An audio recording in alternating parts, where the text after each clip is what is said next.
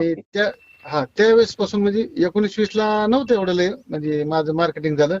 पण 20च्या नंतर म्हणजे मी काय युट्यूबला चॅनल केलता पण तेवढं 19 पुरतच राहिला. त्याच्यानंतर मला व्हिडिओ टाकायला चान्सच नाही भेटला. म्हणजे इतकं माझं मार्केट झालं, इतकं मला सक्सेस भेटला. 95% बी पुढं मी मशीनने सक्सेस निघाला माझा. आणि एक ज्या ज्या गावामध्ये समजा आपण पॉईंटच करीत नाहीत म्हणजे पॉईंट होतच नाही तिथं, त्या गावामध्ये एक गावामध्ये एक सीझनला 100 150 बोरवेल झाले एक सिंगल गावात. आणि माझं पूर्ण सीझन निघायचा 5 किंवा 6 गावामध्ये, त्याच्या बाहेर जातच नसत म्हणजे जाणच होईना मला. तिथंच कामाचा लोड जास्त भेटला.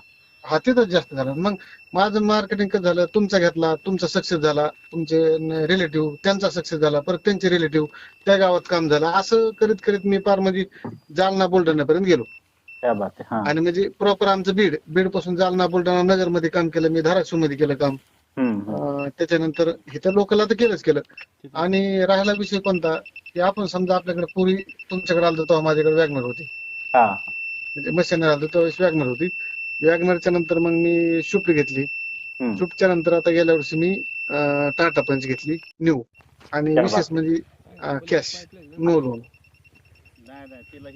बर कॅशच घेतली. नवीन कॅश किती 880 ला आपण कॅश केली ती. बघा. आणि म्हणजे माझ्या हिशोबाने माझा एक अंदाज सांगतो तुम्हाला की मी एक समजा 60 लाख रुपयाचे म्हणजे सगळं खर्च जाऊ ना, डिझेल वगैरे हे ते जाऊन म्हणजे माझं बेनिफिट झालं 60 लाख रुपये माझं.